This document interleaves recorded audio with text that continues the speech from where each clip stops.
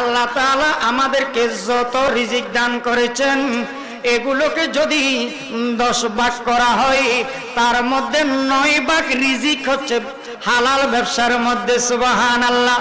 আর মাত্র 1 ভাগ রিজিক হচ্ছে চাকরির মধ্যে, কৃষির মধ্যে, ড্রাইভিং এর মধ্যে, অন্য অন্য পেশার মধ্যে। 10 ভাগের 9 ভাগ হচ্ছে হালাল ব্যবসার মধ্যে। জোরে বলেন না সুবহানাল্লাহ। ব্যবসার মধ্যে বরকত, ব্যবসার মধ্যে শান্তি। এই জন্য আল্লাহ তাআলা ঘোষণা করেছেন আহাল্লাল্লাহুল বাইআ ওয়া হারামার রিবা। ব্যবসাকে আমি আল্লাহ হালাল করেছি, সুদকে আমি আল্লাহ হারাম করেছি। আল্লাহ তাআলা বলেন ওয়াল্লাহু খায়রুর রাযিকিন, আল্লাহ উত্তম রিজিক দাতা, আল্লাহ সর্বোচ্চ রিজিক দাতা। ইন্নাল্লাহা হুয়ার রাজ্জাকু যুল কুওয়াতিল মাতিন, রিজিকের মালিক কে? আল্লাহ। ব্যবসায়ী ভাইরা ও দোকানদার ভাইয়েরা খেয়াল করে শুনি, ব্যবসা সম্পর্কে আরো কয়েকটা মাসআলা বলি। বায়ে মুশারাকা, শরীকদারি ব্যবসা আছে না নাই?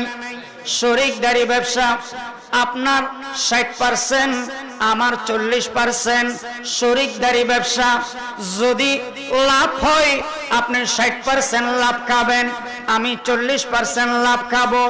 যদি লোকসান হয় আপনি 60% লোকসান দিবেন আর আমি 40% লোকসান দিব। শরীকদারি ব্যবসা জায়েজ আছে না নাই? জোরে বলেন না জায়েজ আছে না নাই? 2 নম্বর বায়ে মুদারাবা, অর্থাৎ আপনি টাকা দিবেন, আমি গরিব মানুষ, আমার কাছে টাকা নাই, আমি শ্রম দিব। যদি লোকসান হয় আপনার টাকা লোকসান, আমার তো সব লোকসান। শ্রম দিলাম যে, খাটলাম যে, এই শ্রম, এই খাটানি, এই পরিশ্রম, এই মেহনত আমার লোকসান। জোরে বলেন ঠিক না বেঠিক? 3 নম্বর বায়ে মুরাবাহা, কিস্তিতে ব্যবসা বাণিজ্য করা। একটা ফ্রিজের দাম 50,000 টাকা, যদি নগদে নেন নগদে, আর যদি বাকিতে নেন 60,000 টাকা। আছে না নাই? এটা জায়েজ, এটা শুধু নয়, কারণ 60,000 টাকা যে আপনাকে দিবে, আপনি তো আর টাকা দিবেন না, ফ্রিজ দিবেন, পণ্য দিবেন, টাকার বদলে টাকা বাড়তেছে না, এটা ব্যবসা। 50,000 টাকা দামের ফ্রিজ নগদে নিলে 50,000 আর বাকিতে নিলে 60,000 70,000। যদি কিস্তি পরিশোধ করেন, এইটাকে বলে বায়ে মুরাবাহা। তাহলে ব্যবসা কয় রকমের আছে? এই সিস্টেমে 3 প্রকার: বায়ে মুশারাকা, বায়ে মুদারাবা আর বায়ে মুরাবাহা।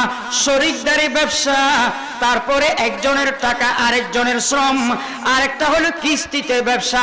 ও দোকানদার ভাইয়েরা, সব সময় আল্লাহর দরবারে হালাল ব্যবসা করার জন্য আল্লাহর দরবারে দোয়া করবেন। আল্লাহ তাআলা আমাদেরকে সুদ থেকে হেফাজত করুন, কোরআন হাদিস মতে ব্যবসা করার তৌফিক দান করুন। বলেন না আমিন।